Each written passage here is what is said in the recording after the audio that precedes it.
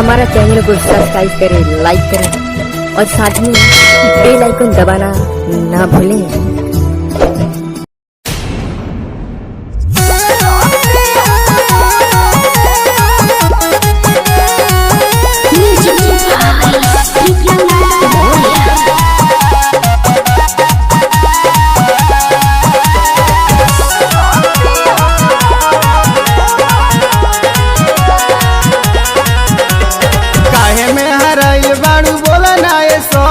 तोहरो बोलो मुआ का मिल गई सखी, काहे में हराइल बारू बोला ना ये सखी। तोहरो बोलो मुआ का मिल गई सखी, शिशु के लुकाए पोछा खिया से लो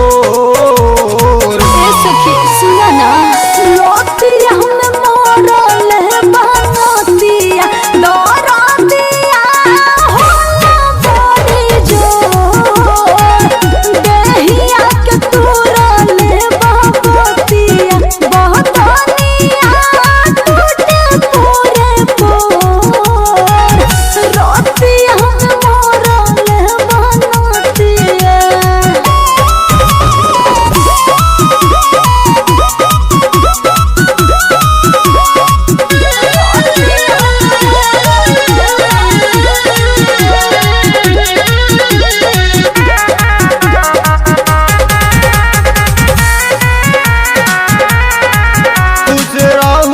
मरद बीए पास बढ़ुए, बाकी हूँ तो बड़ी बादमास बढ़ुए।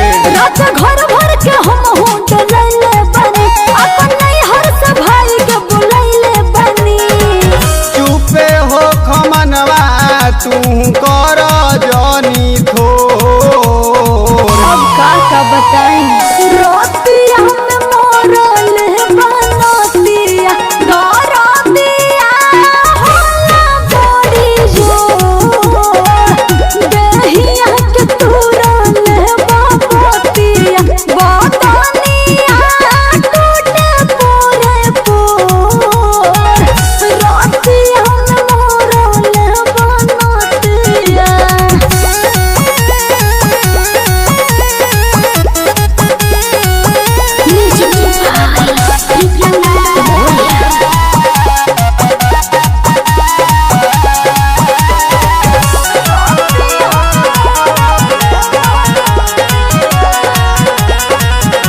तू शंकर के सेवा में लीन रहेलू, अब आपन करम काहे हीन कहेलू।